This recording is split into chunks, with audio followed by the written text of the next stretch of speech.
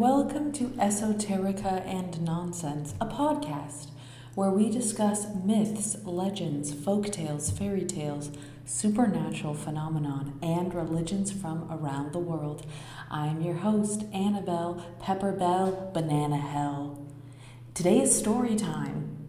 If you're new here, welcome. Every week we cuddle up, we drink tea, and we have a story time. Sometimes I go on long religious rants. Sometimes I just read stories from storybooks. And today is going to be story time. I am actually done drinking my tea. I considered bringing it up, but I had so much tea today. I was drinking Golden Monkey. It's so good. It's a Chinese tea. And I think some consider it a yellow tea, which is very cool. But it's delicious, and I highly recommend it, Golden Monkey. But right now, I am drinking filtered water with a pinch of pink salt. Get your electrolytes, everyone. Don't forget your electrolytes. I hope that you are doing well. I hope you are taking good care of yourself. It is not easy to be a human being here on planet Earth. We're all doing our best. And what I dream for all of us is that we focus on our health and the health of our planet. I don't really care about money. I don't care about ambition. All I want to do is be eating fruit in the sun with my titties out. Hello? And I really hope we can do that together as a team. That's my dream. So if you haven't done it already, I recommend making some tea, maybe making some coffee, having some water. Do your thing, baby boy, and let's cuddle up for story time. I'm excited. Today I have hand-selected a story, which is a Russian folktale. And it is called The Stolen Turnips, The Magic Tablecloth, The Sneezing Goat, and The Wooden Whistle. I would like to wet my whistle. Hello? I can't wait. Are you ready? Yeah, you're ready. Okay, here we go, darling. This is the story which old Peter used to tell whenever either Vanya or Marusia was cross. Already I'm hooked. Vanya and Marusia, hot. I can already tell these are hot girls. And they're cross, love that. We love that. This did not often happen, but it would be no use to pretend that it never happened at all. Sometimes it was Vanya who scolded Marusia, and sometimes it was Marusia who scolded Vanya. Yeah, they sound really hot. I'm imagining like scrunchies. I'm imagining feathered bangs. I'm imagining like a maroon brown lipstick. I'm imagining like classic, like the USSR was just ended. It's the year 1990. You know, like I'm really seeing the full fantasy of the feathered bangs and the scrunchie. Yeah, I'm really loving Vanya's vibe and Marusia's vibe. Sometimes there were two scoldings going on at once. Ooh.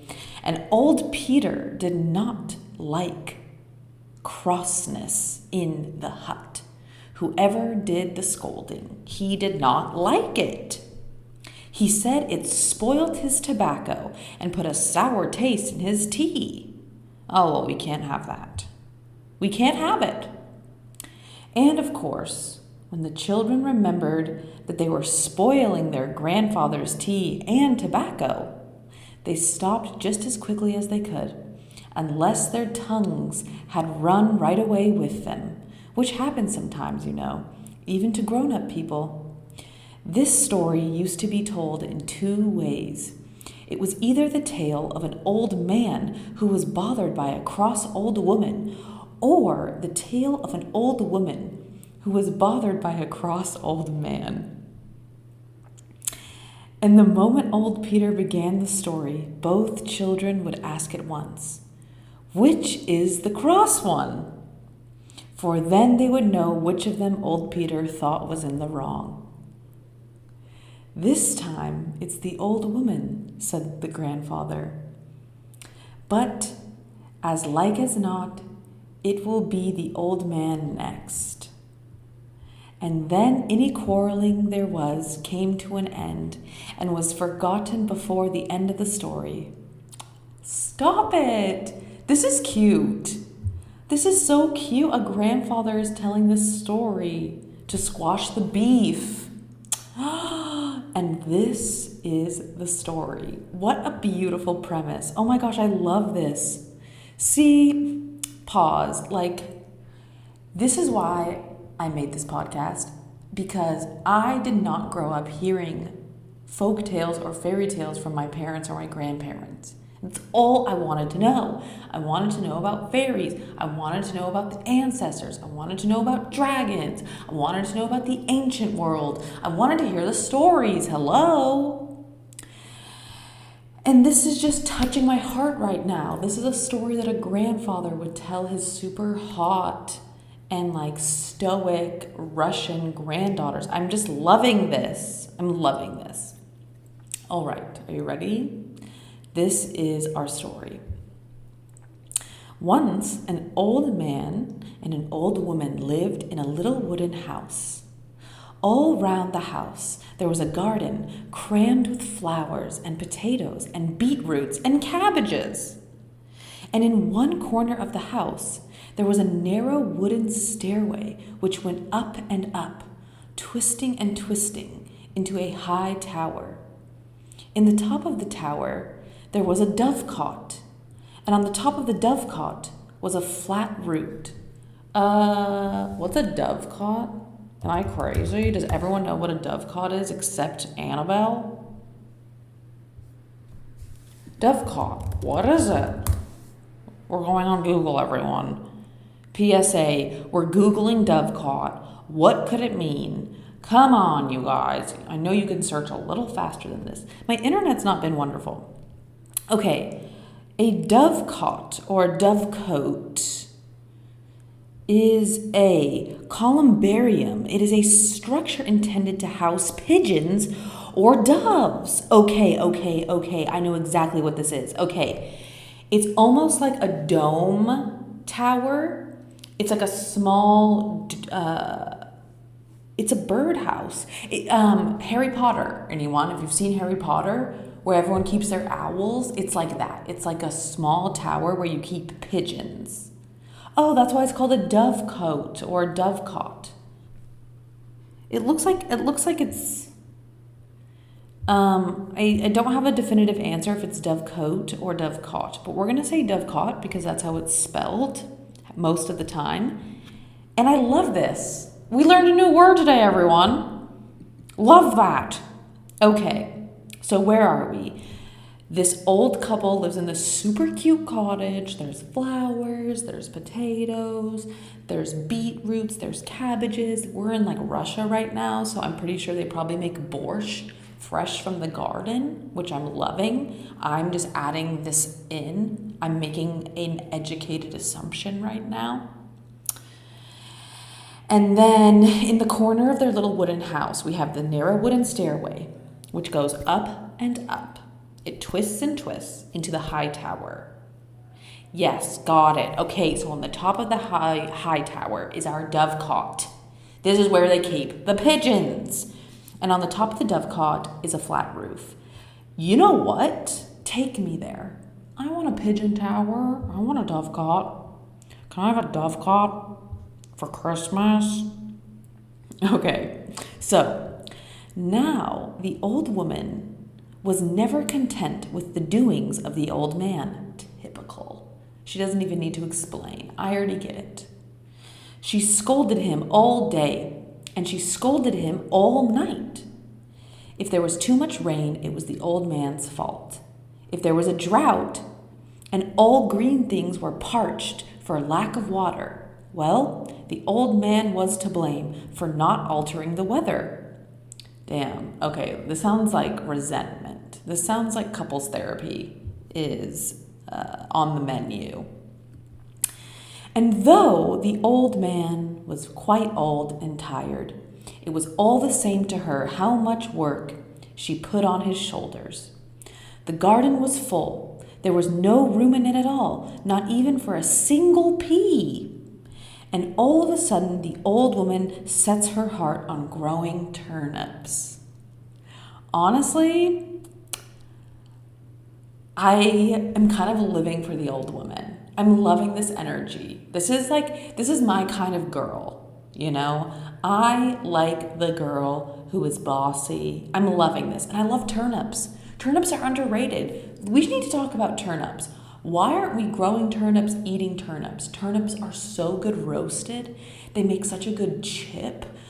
Oh, imagine doing like a latke, if you will, but with turnips. Oh my God. The children these days don't even know. Gen Z, do you even know what a turnip is? Google it. Okay.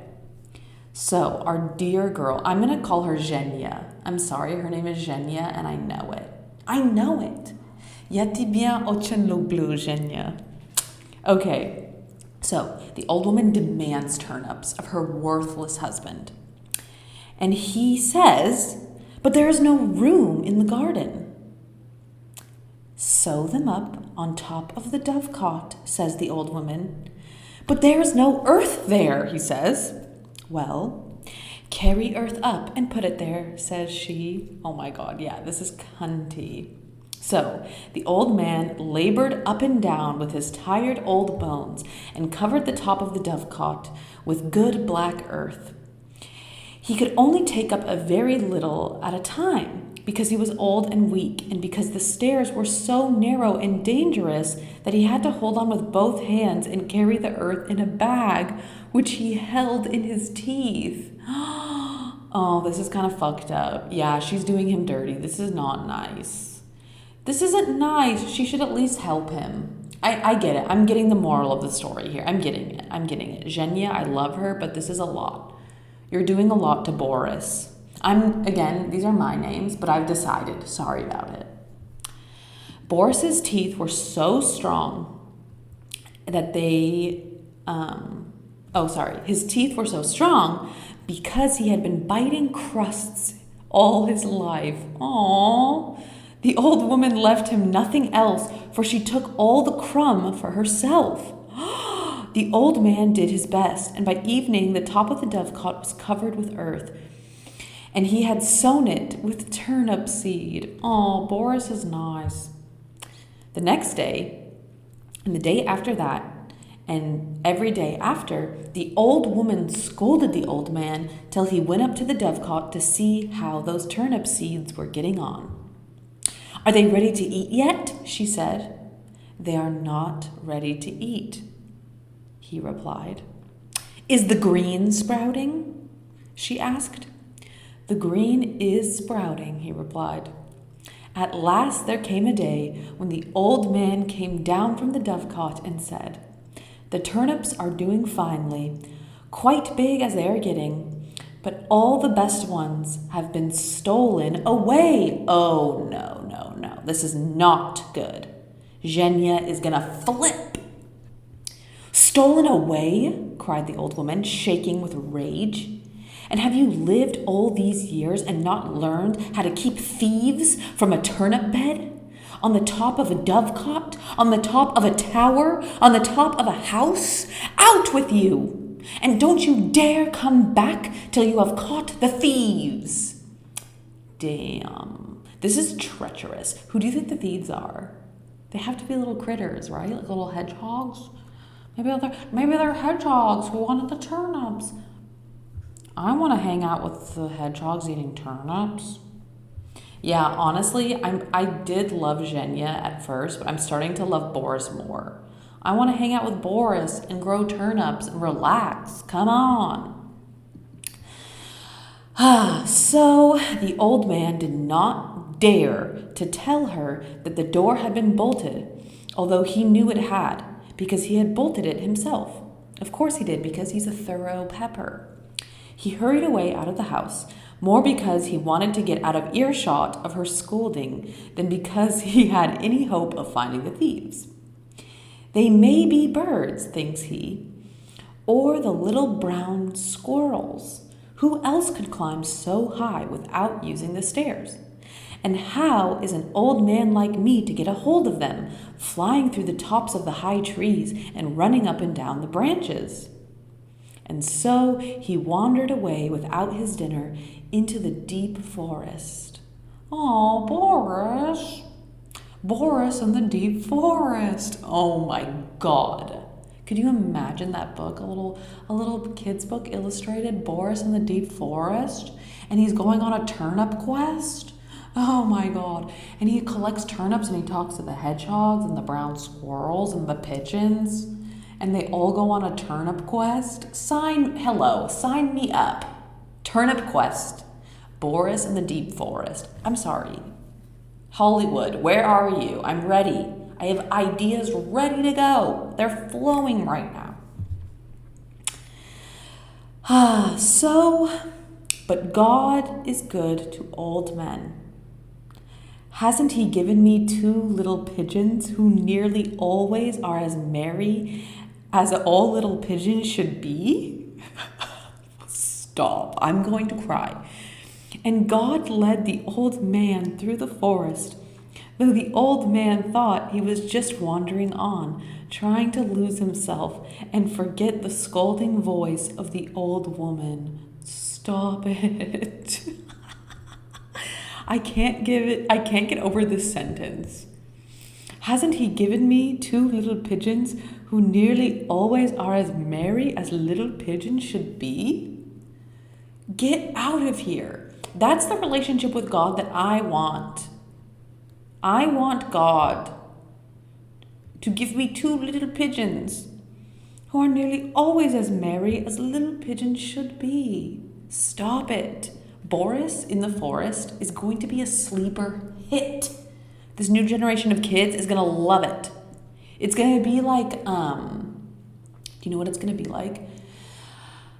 It's going to be like Frog and Toad vibe mixed with the, what's that kid's book where the old lady cooks stew? She looks like Baba Yaga. You know what I'm talking about? She's like this old like babushka and she like cooks a stew. It's like the whole premise of the book. Yeah, imagine those 2 worlds combining. Like this old wench Baba Yaga with Frog and Toad. Sign me up. Stop eating borscht and going on turnip quests. So, after the old man had walked a long way through the dark green forest, he saw a little hut standing under the pine trees. There was no smoke coming from the chimney, but there was such a chattering in the hut that you could hear it far away. It was like coming near a rookery at evening, or disturbing a lot of starlings. What's a rookery? Do you know what a rookery is? What is a rookery? Oh, that's a great word, don't you think? Rookery. A rookery is a breeding colony of rooks, typically seen as a collection of nests high in a clump of trees. Oh, interesting. So I think by rooks they mean birds, right? Also, interestingly enough, sometimes rookery are used as slang terms for a collection of housing, specifically things like slums. That is so fascinating. Get out of here. I'm learning so many new words. A rookery. And with that, let's take a break. Hello, traveler. Have you forgotten that you are an incredible, one-of-a-kind pepper? There is no one on planet Earth like you. Do you know how incredible that is? Never forget it. It might take time. It might take practice, but whatever your dreams are, you can attain them. Yes, you can, and you know that it's true. I believe in you. I'm so proud of you. One step at a time, and you're gonna make it. And we're back. We're learning new words today. We're learning what dovecots are and rookeries. And I'm having the time of my life. And I'm having some water. Because hydration feels so good. Being in my 30s has been so wild because now I'm fully sober. And I never planned on being fully sober. I've been like smoking weed since I was 16. And then when I woke up one day when I was 28, I just stopped smoking weed. It was so bizarre. Never planned. I imagined myself smoking my whole life. I love psychedelics. But now I'm in my 30s and I just feel high off of life. And there's just nothing like drinking salted water and feeling fully alive. I can feel my cells tingling. Life is a high. Reality is a hard drug. You can't convince me otherwise. I feel like when you learn to enjoy reality, it really is the high that keeps on giving. It really is. But I support you. Whoever you are, I support you. I'm not on some PSA convincing you to get sober. I'm just saying, like, my 16-year-old self would never believe that I would be drinking water and tripping.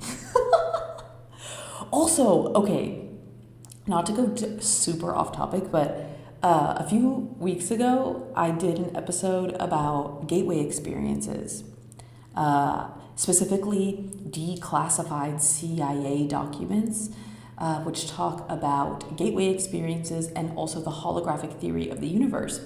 And so I found this playlist of gateway experience meditations on YouTube, and now I believe I'm on day 11. I've been doing them every day, and it has been mind-blowing. It's been life-changing. They use different frequencies in each ear. You have to wear headphones, and they put different frequencies in each of your ears. And then there's also like a guided meditation portion where there are directions. And I'm telling you, I feel like I'm rewiring my entire nervous system. It is so wild. A few days ago, I was listening to one while I was falling asleep, and I ended up dozing off, and I woke up twitching. It wasn't scary, but like I could feel the electricity pulsing through my body, and it woke me up. Like I actually like convulsed. It was so interesting. And I actually do meditate a lot. And if you don't know, I do guided meditations for every new moon and full moon here in the podcast. And on my Patreon, I'm also going to start releasing more meditations for people if you would like to subscribe and support the podcast. But my point is, these gateway experiences are a different animal because these noises that they play, which are called binaural beats, really do something to your body. And I find that even if I zone out and I'm not following the directions of the guided meditation, I can feel energy pulsing in my body in a very odd and interesting way. So anyway, do what you will with that, but I'm telling you, a little salt in your water and a daily meditation, and you're gonna be high as a kite. I'm telling you, it's pretty cool, you guys. Okay, so where were we, darling? We were here with Boris. We were in the woods, and that's where he came, up to a little hut, right? Oh yes, there we are. We're at a little hut in the pine trees, deep in the forest. There's smoke coming out of the chimney, and he's hearing all the chattering, and that's where we learned the new word. The noise coming from the hut was almost like coming across a rookery at evening or disturbing a lot of starlings. And as the old man came slowly nearer to the hut, he thought he saw little faces looking at him through the window and peeping through the door. He could not be sure because they were gone so quickly, and all the time the chattering went on louder and louder till the old man nearly put his hands to his ears. And then, suddenly, the chattering stopped. There was not a sound, no noise at all. The old man stood still. A squirrel dropped a fir cone close by, and the old man was startled by the fall of it because everything else was so quiet. "Whatever there is in the hut, it won't be worse than the old woman," says the old man to himself. So he makes the sign of the Holy Cross and steps up to the little hut and takes a long look through the door. There was no one to be seen, and you would have thought the hut was empty. Stop, I'm so excited. Are they trolls? I think they're trolls, right? What do you think? The old man took a step inside, bending under the little low door. Still, he could see nobody, only a great heap of rags and blankets on the sleeping place on top of the stove. The hut was as clean as if it had only that minute been swept by Mariusa herself. But in the middle of the floor, there was a scrap of a green leaf lying. And the old man knew in a moment that this was a scrap of a green leaf from the top of a young turnip. Escándalo! Stop it. This is turning into like a Law and Order mystery. I'm hooked right now. I am hooked. Boris is figuring out who did the crime. Hopefully this turns into a turnip party. Are you kidding me? I love turnips. I love turnips. Okay, so while the old man looked at the leaf, the heap of blankets and rugs on the stove began to move, first in one place and then in another. And there was a little laugh, and then another, and suddenly there was a great stir in the blankets, and they were all thrown back helter-skelter, and there were dozens and dozens of little queer children laughing and laughing and laughing and looking at the old man. Most likely, the story says queer children, and I just want to remind you that similar to the word gay, back in the day, the word queer was often used to mean something odd. Oh, that's a little queer. Oh, how odd, right? And similar to gay means happy. And the word gay used to be used for someone who was incredibly lighthearted and happy. I feel like it is really telling as well that now we use these words for the queer community because it's like, oh yeah, you're so happy. Like it's a bad thing. Whatever. Also, this is another fun fact that I learned recently. I learned that the word dude was actually a derogatory, like homophobic word that was coined in like the 17th, 18th century when there was like a bunch of, quote, like dandies in Europe.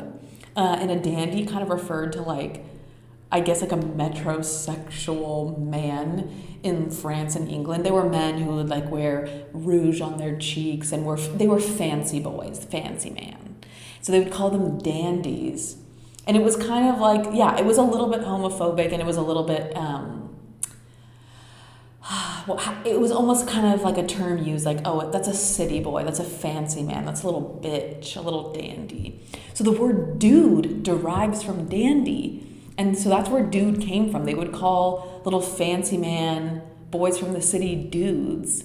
And then it became reappropriated in the United States to mean like a man, like a dude ranch and like a bro. Isn't that so fun? I love that fun fact. I'm also from California, so dude is a multi-purpose word. You know, like anyone can be my dude. I use dude for everyone. Sometimes I call my Nana dude. She doesn't love it, but I'm sorry, Nana. I'm an East Bay baby. Shout out, East Bay.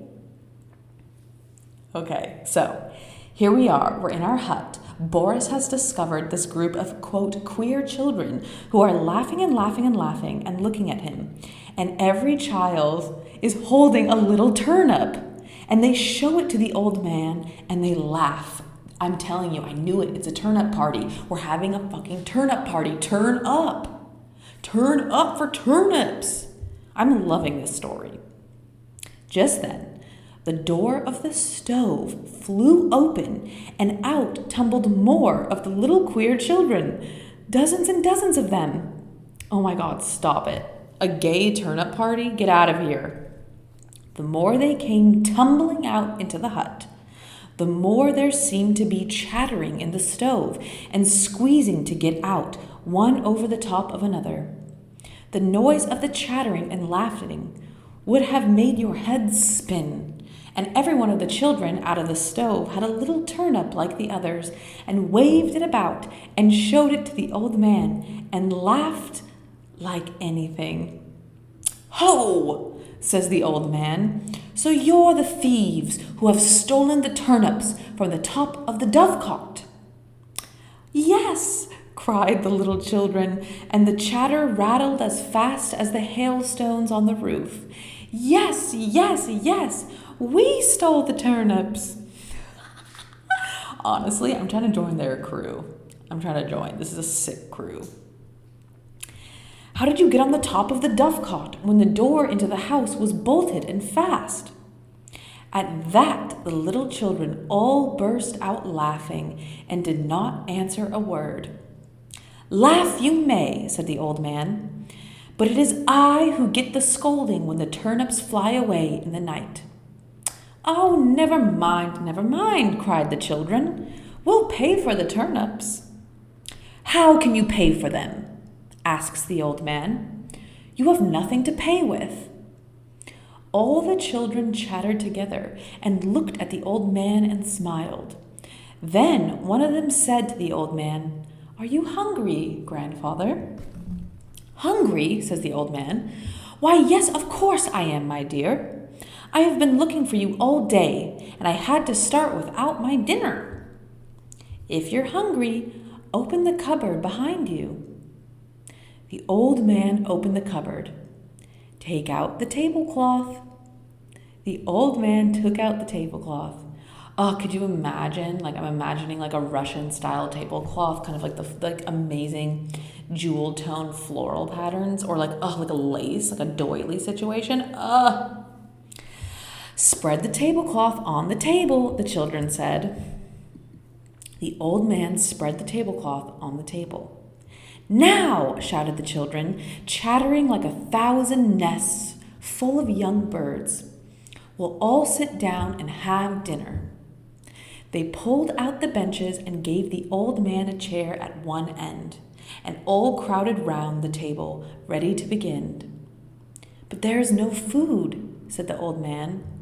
How they laughed. This is giving Lost Boys from Hook. Oh my God. "Grandfather," one of the children sang out from the other end of the table, "you just tell the tablecloth to turn inside out." "How?" says he. "Tell the tablecloth to turn inside out. It's easy enough." "There's no harm in doing that," thinks the old man. So he says to the tablecloth as firmly as he could, "Now then, you tablecloth, turn inside out." The tablecloth hove itself up in the air and rolled itself this way and that as if it were in a whirlwind, and then suddenly laid itself flat on the table again, and somehow or other it had covered itself with dishes and plates and wooden spoons with pictures on them, and bowls of soup and mushrooms and kasha, and meat and cakes and fish and ducks, and everything else you could think of, ready for the best dinner in the world. The chattering and laughing stopped, and the old man and those dozens and dozens of little queer children set to work and ate everything on the table. "Which of you washes the dishes?" asked the old man when they had all finished. The children laughed. "Tell the tablecloth to turn inside out."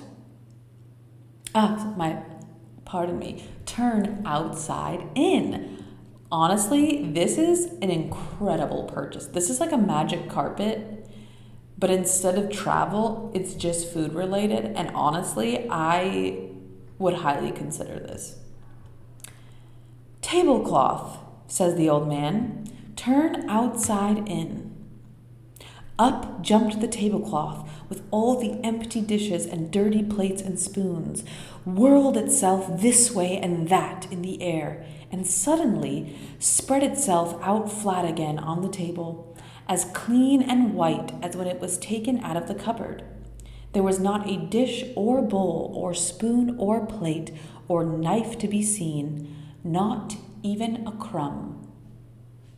"Yelt ye shalt get nary a crumb." Do you guys know that song? I bet no one knows that song. I bet no one knows it. I love that song. Do you want me to sing it for you? Okay, you asked. "Marjorie, come feed your black sow all on a misty morning. Come to your dinner now, come, come, come. Yelt ye shalt get nary a crumb." Am I nuts for knowing that song? Yeah. You don't even need to answer that. Yeah. I'm one of the little queer children. Sorry about it, not sorry. Sorry about it. So, Boris is dumbfounded. Boris is loving this tablecloth. He says, "That's a good tablecloth." "Yeah, buddy. Yeah, dude. You could say that again." "See here, grandfather," shouted one of the queer children. "You take the tablecloth along with you and say no more about those turnips." Honestly, fair trade. Love this trade. Take my turnips, and I will take your magical tablecloth. Done. "Well, I'm content with that," says the old man. Yeah, fuck yeah. And he folded up the tablecloth very carefully and put it away inside his shirt and said he must be going. "Goodbye," says he, "and thank you for the dinner and the tablecloth." "Goodbye," say they, "and thank you for the turnips." The old man made his way home, singing through the forest in his creaky old voice until he came near the little wooden house where he lived with the old woman. As soon as he came near, he slipped along like a mouse. And as soon as he put his head inside the door, the old woman began. "Have you found the thieves, you old fool?" "Yes, I found the thieves." "Well, who were they?" "They were a whole crowd of little queer children."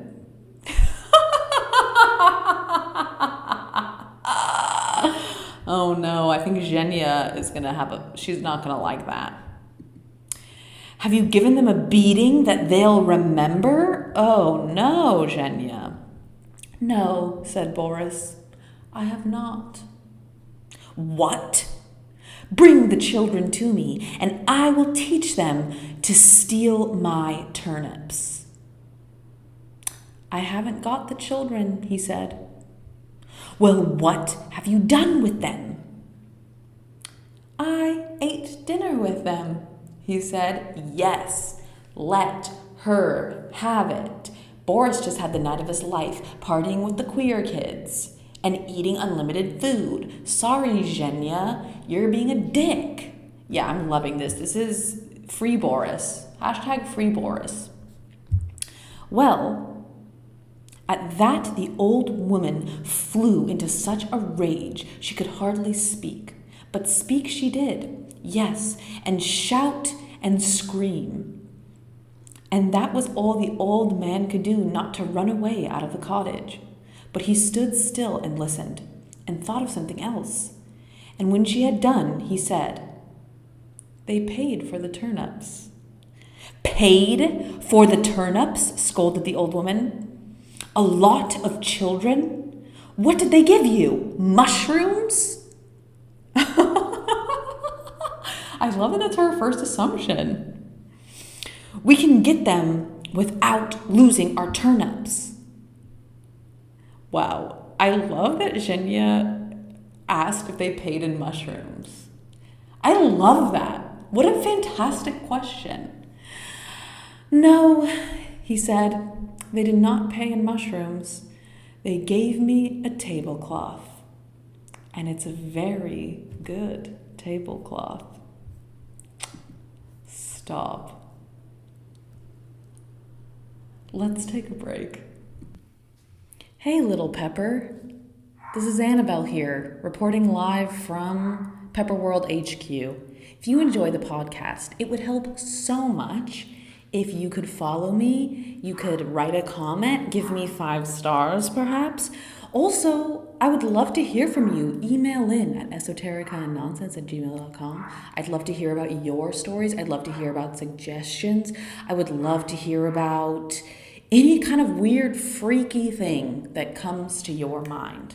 Also, if you would like to support my podcast, you can follow me on Patreon. It's Patreon.com/esoterica and nonsense. I will also have a YouTube page coming at you so soon. And I also sell merch. You can look up my merch. It's in the show notes for every single episode, as well as the show notes for my show. I appreciate you so much.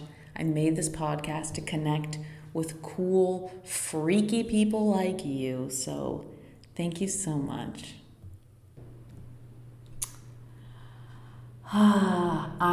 I can't get over paying for turnips with mushrooms. I want to live in a world where we are buying our goods with mushrooms and with magical tablecloths. This is the future that I am manifesting for myself and for you, if you would only let me. If you would only let me, I would manifest an amazing future for you, where we were in the sun, exploring the deep forest, and trading turnips for mushrooms and magical tablecloths. I only wish you would just quit your job and come along. Hello? So, Boris now pulls the magical tablecloth out of his shirt. He spreads it on the table, and as quickly as he could, before she began again, he said, "Tablecloth, turn inside out." The old woman stopped short, just when she was taking breath to scold him.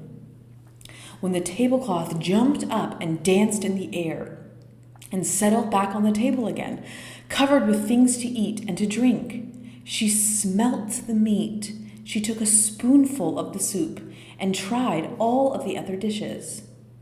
"Look at all the washing up it will mean," says she.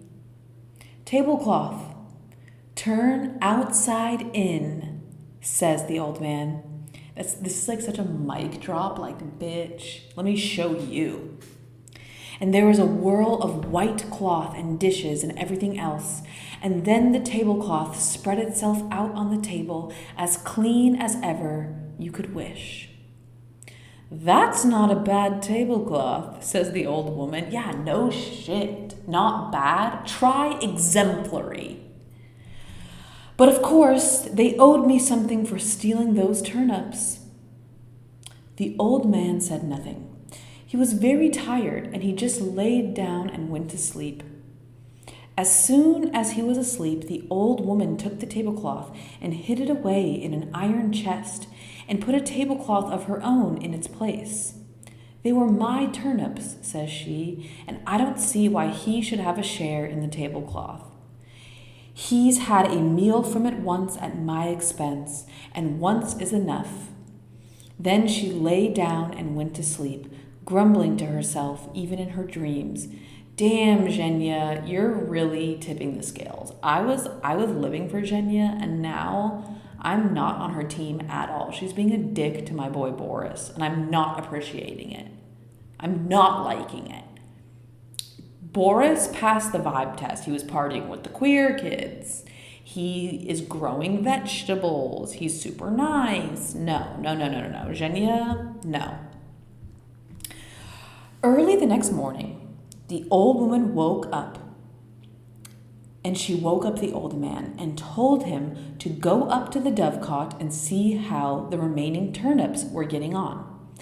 He got up and rubbed his eyes. When he saw the tablecloth on the table, the wish came to him to have a bite of food to begin the day with. So he stopped in the middle of putting on his shirt and called to the tablecloth, "Tablecloth, turn inside out." Nothing happened. Why should anything happen? It was not the same tablecloth.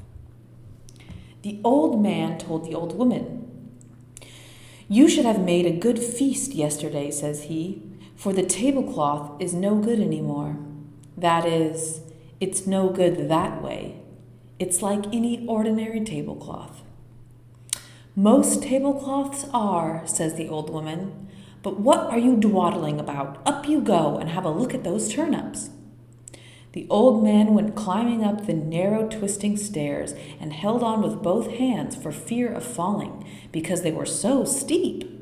He climbed to the top of the house, to the top of the tower, to the top of the dovecot, and looked at the turnips. He looked at the turnips and he counted the turnips, and then he came slowly down the stairs again, wondering what the old woman would say to him. "Well," says the old woman in her sharp voice, "are they doing nicely? Because if not, I know whose fault it is. Damn, this fucking bitch. She's being such a bitch." "They are doing finely," said the old man, "but some of them have gone. Indeed, quite a lot of them have been stolen away." "Stolen away?" screamed the old woman. "How dare you stand there and tell me that? Didn't you find the thieves yesterday? Go and find those children again, and take a stick with you, and don't show yourself here till you can tell me what they won't steal again in a hurry." "Let me have a quick bite to eat," begs the old man. "It's a long way to go on an empty stomach." "Not a mouthful," yells the old woman. "Off with you! Letting my turnips be stolen every night, and then talking to me about bites of food?" Yeah, dude, she's a tyrant. I'm not feeling her. "I was riding for you, Zhenya. I was riding for you. And now I can't even co-sign you, dog. You're being a total..." This is a reminder. If you don't like someone, don't be around them.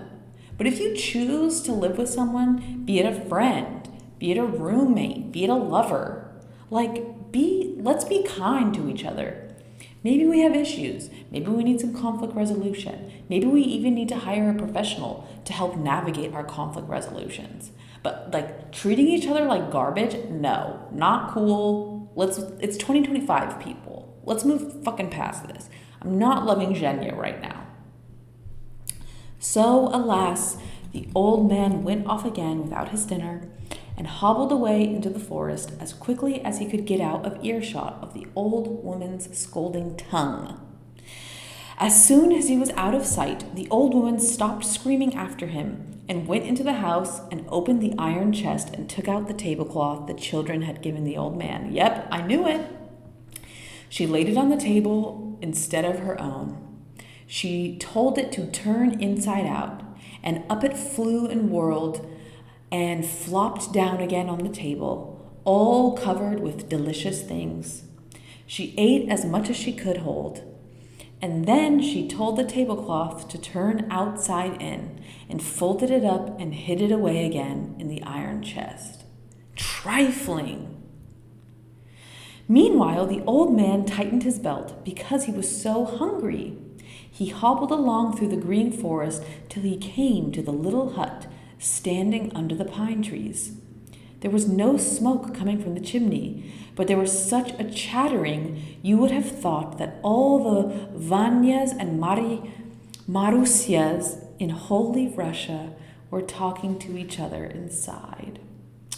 Oh, this is so cute, because let us not forget, this is a story that a grandpa is telling his two cute granddaughters, Vanya and Marusyas. This is so sweet.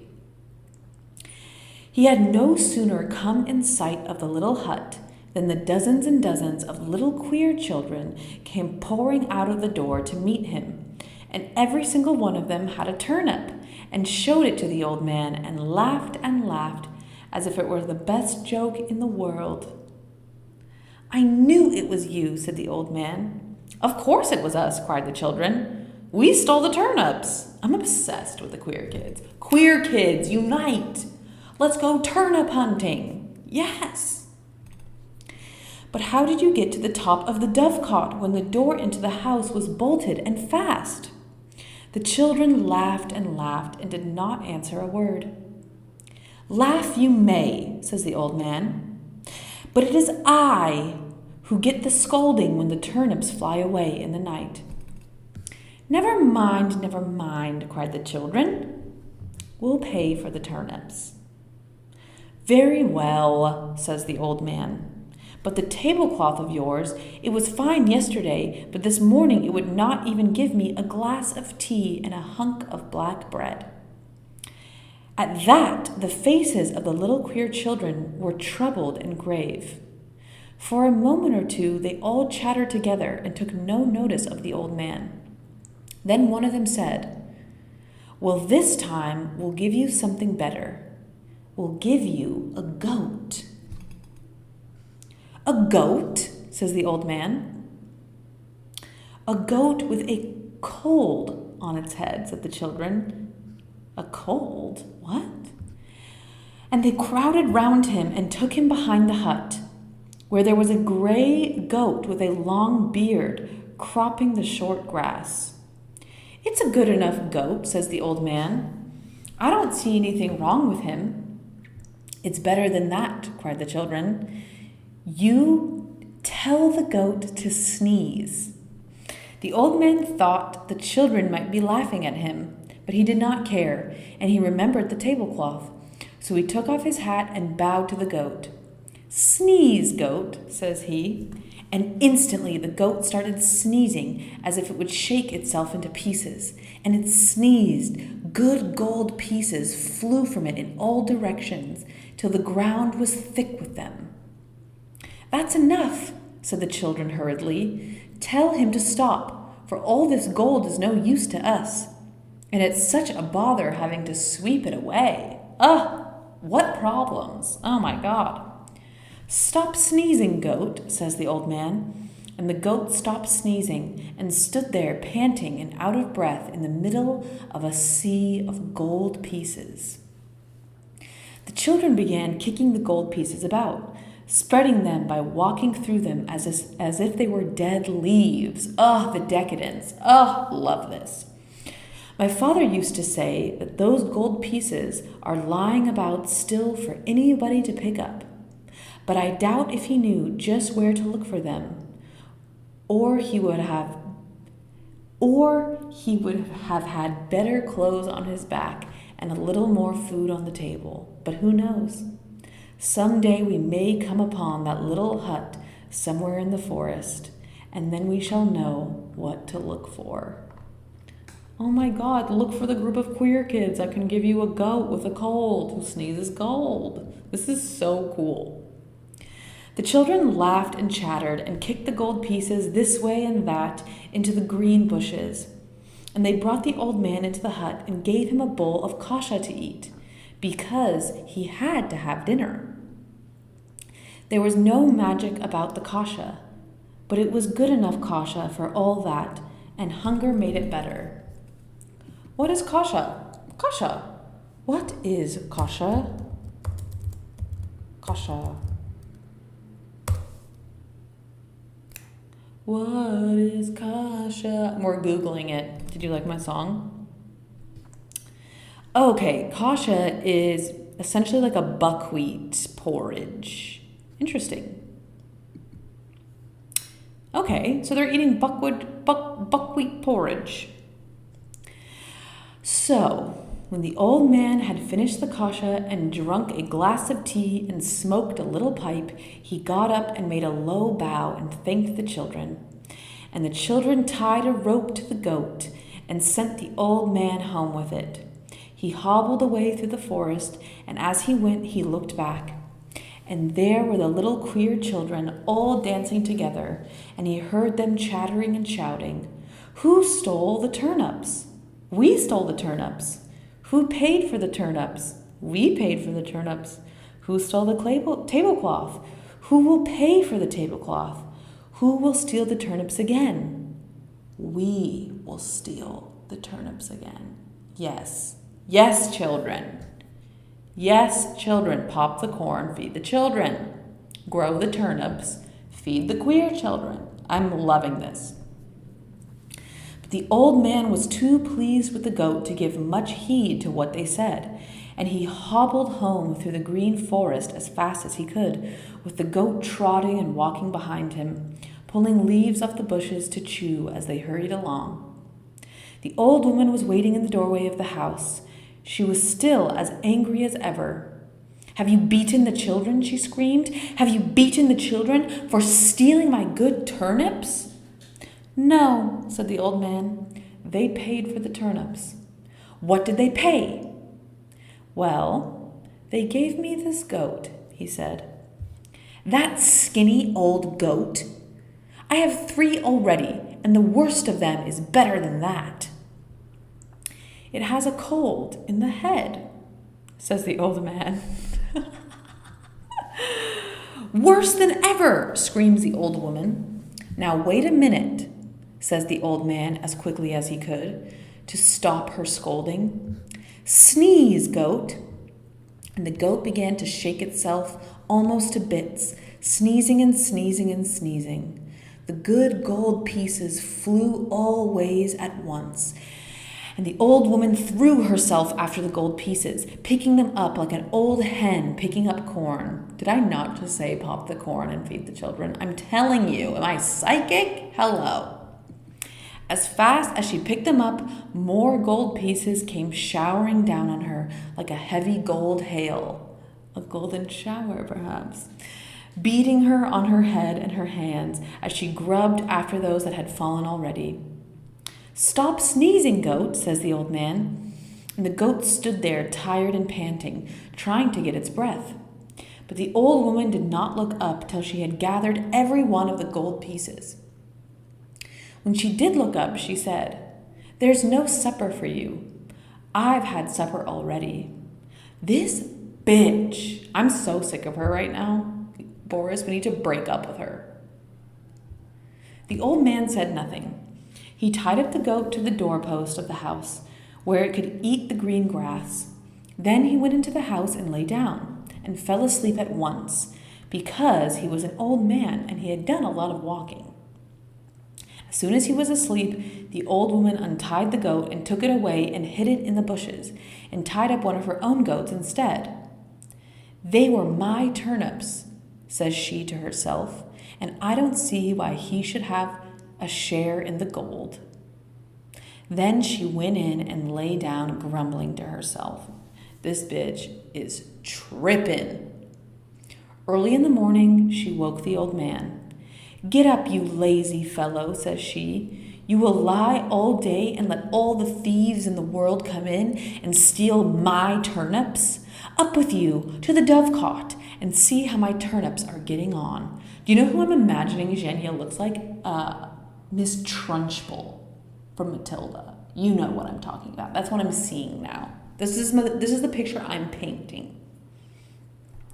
The old man got up and rubbed his eyes and climbed up the rickety stairs, creak, creak, creak, holding on with both hands till he came to the top of the house, to the top of the tower, to the top of the dovecot, and looked at the turnips.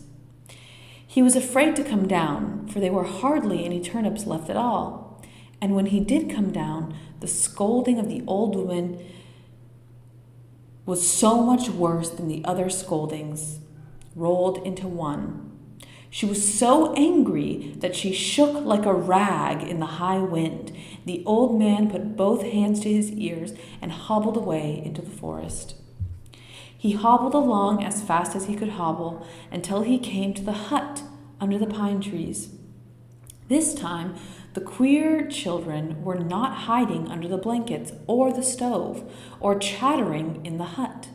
They were all over the roof of the hut, dancing and crawling about. Some of them were even sitting in the chimney, and every one of the little queer children was playing with a turnip. As soon as they saw the old man, they came tumbling off the roof, one after another, head over heels, like a lot of peas rolling off a shovel. I'm loving this imagery. Peas rolling off a shovel? "We stole the turnips," they shouted, before the old man could say anything at all. I know you did, says the old man. But that does not make it any better for me, and it is I who get the scolding when the turnips fly away in the night. Never again, shouted the children. Well, I'm glad to hear that, says the old man. And we'll pay for the turnips, said the queer children. Thank you kindly, says the old man. He hadn't the heart to be angry with those little queer children. 3 or 4 of them ran into the hut and came out again with a wooden whistle, a regular whistle pipe such as shepherds use. They gave it to the old man. I can never play that, says the old man. I don't know one tune from another, and if I did, my old fingers are as stiff as oak twigs. Blow in it, cried the children, and all the others came crowding round, laughing and chattering and whispering to each other. Is he going to blow in it? They asked. Is he going to blow in it? How they laughed. These creepy-ass kids. Let's take a break. Planet Earth can be a terrifying place sometimes. Why is that? Because of humanity, human beings. However, I would like to remind you that planet Earth is a beautiful planet, and a big reason why is because of plants. Plants are amazing. Plants are so magical. Plants are the original OG life force on this planet. Plants can heal us, and plants necessitate our health. This is your reminder. Maybe you should plant a plant this year. If you're worried about plants, maybe you can have a succulent, like an agave. Agaves are amazing because it's almost impossible to kill agaves. And you can use them on your skin. You can use them if you have a sunburn. You can use them for moisturization. You can actually drink the pulp if you ever have a cold. Plants are incredible. The list goes on. You already know. But research some plants. Plant a house. No. Plant a plant within your house. Maybe plant a tree outside of your house. If everyone on Earth planted a tree today, that would be almost 8 billion more trees. Let's do this as a team, baby. And we're back, little peppers. I am at the edge of my seat. Is the man gonna blow into the magic whistle? Obviously, he has to. He'd be silly not to, this man.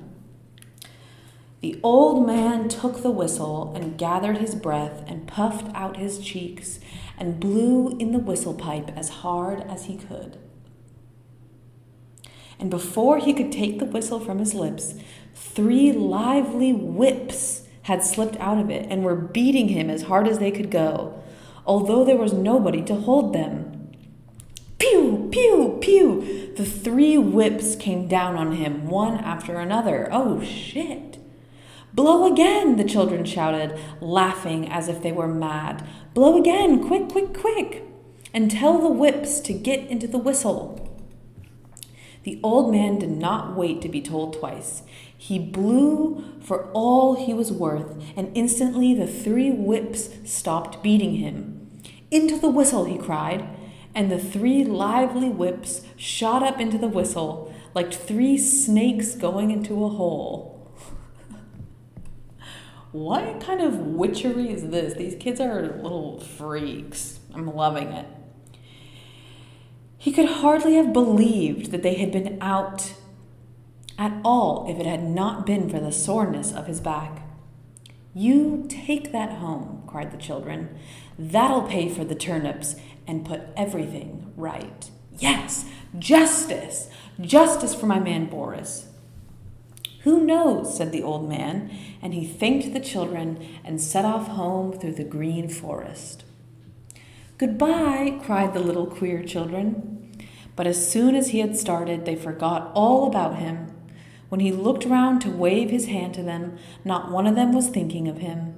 They were up again on the roof of the hut, jumping over each other and dancing and crawling about and rolling each other down the roof and climbing up again, as if they had been doing nothing else all day and they were going to do nothing else till the end of the world. Yeah, I'm trying to quit everything and join the Little Queer Children crew. This crew is lit. Turnip hunting, leapfrogging, chilling on the roof. Yeah, this is lit. The old man hobbled home through the green forest with the little whistle stuck safely away in his shirt. As soon as he came to the door of the hut, the old woman who was sitting inside counting the gold pieces jumped up and started her scolding. "What have the children tricked you with this time?" she screamed at him. "Well, they gave me this little whistle pipe," says the old man, "and they're not going to steal the turnips any more." "A whistle pipe!" she screamed. "What's the good of that? It's worse than the tablecloth and the skinny old goat." The old man said nothing. "Give it to me," screamed the old woman. "They were my turnips, so it's my whistle pipe." "Well, whatever you do, don't blow in it," says the old man as he hands over the whistle pipe. She wouldn't listen to him. "What?" says she. "I must not blow in my own whistle pipe? Yeah, bitch, justice."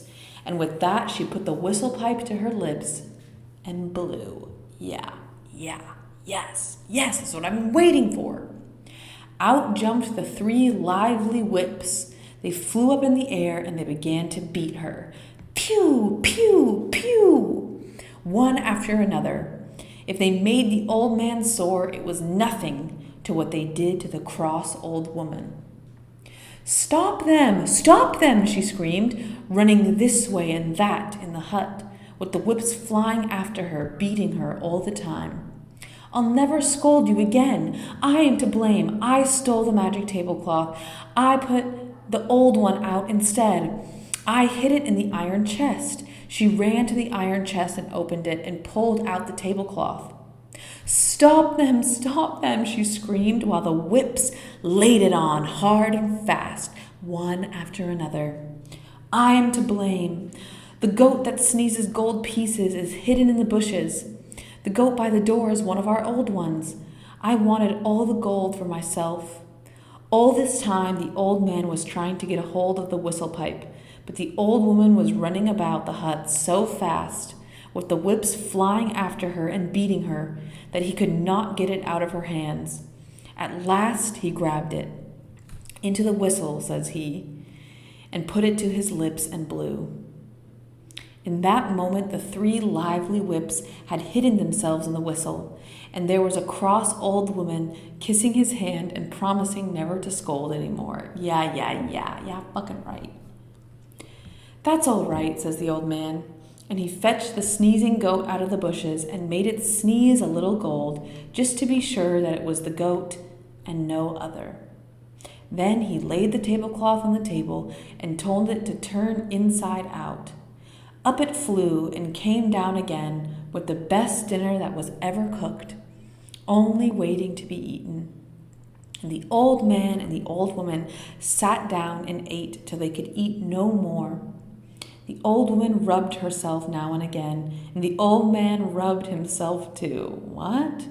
This is sounding dirty. Am I just a pervert? I think they're like rubbing their wounds. So I guess I am a pervert. Okay. But there was never a cross word between them again, and they went to bed singing like nightingales. Is that the end of the story? What? Is that the end of the story? Marussia always asked. Is that all? Asked Vanya, though he knew it was not. Vanya? No, they said they were both granddaughters. That has to be a typo. Is that all? Asked Vanya, though she knew it was not. There we go. Not quite, said old Peter, but the tale won't go any quicker than my old tongue. The next morning, the old woman had forgotten about her promise. I fucking knew it. I called it. and just from habit she set about scolding the old man as if the whips had never jumped out of the whistle. She scolded him for sleeping too long. She sent him upstairs with a lot of cross words after him to go to the top of the dovecot and see how the turnips were getting on. After a little, the old man came down. "The turnips are coming on grandly," says he, "and not a single one has gone in the night. I told you the children said they would not steal any more." "I don't believe you," said the old woman. "I'll see for myself, and if they are gone, you shall pay for it, and pay for it well."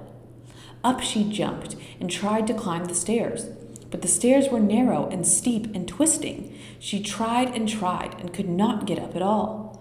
So she gets angrier than ever and starts scolding the old man again. "You must carry me up," says she. "I have to hold on with both hands, or I couldn't get myself up," says the old man. "I'll get in the flour sack, and you must carry me up with your teeth," says she. "They're strong enough." Oh no, I'm not liking this. This is a bad call. The old woman got into the flour sack. "Don't ask me any questions," says the old man, and he took the sack in his teeth and began slowly climbing up the stairs, holding on with both hands. He climbed, and he did not climb fast enough for the old woman. "Are we at the top?" says she. The old man said nothing, but went on, climbing up and up, nearly dead with the weight of the old woman in the sack, which he was holding in his teeth. This is ludicrous. He climbed a little further, and the old woman screamed out, "Are we at the top now? We must be at the top. Let me out, you fool!" The old man said nothing. He climbed on and on. The old woman raged in the flour sack. She jumped about in the sack and screamed at the old man. "Are we near the top now? Answer me, can't you? Answer me at once, or you will pay for this later. Are we near the top?" "Very near," said the old man. And as he opened his mouth to say that, the slack slipped from between his teeth, and bump, bump, bumpity bump, the old woman in the sack fell all the way to the very bottom, bumping on every step, and that was the end of her. After that, the old man lived alone in the hut. Damn. When he wanted tobacco or clothes or a new axe, he would make the goat sneeze some gold pieces, and off he went to the town with plenty of money in his pocket. When he wanted his dinner, he had only to lay the tablecloth down. He never had any washing up to do, because the tablecloth did it for him. And when he wanted to get rid of troublesome guests, he would give them the whistle to blow. And when he was lonely and wanted company, he went to the little hut under the pine trees and played with the little queer children. Shut up! That was such a good story. Justice for my man, Boris. Love. Boris deserved it. I love that story. That was so much fun. I want to meet the little queer children in the pine forest. I want a magical tablecloth. I would love a magical goat. I'm just loving this fantasy. I want a giant garden. I want a dovecot. I want turnips on the roof. Like, honestly, this is beautiful. I loved this whole fantasy. Thank you so much for listening. 2025 is going to be a really exciting year. I'm really working on putting episodes out weekly. Mondays are my goal. I'm going to be putting videos on YouTube. I'm going to be doing 2 meditations a month for free, and then I will have extra meditations on my Patreon. And I just feel so grateful. Thank you for listening. I had so much fun reading this. Please take good care of you. Over and out, baby boy.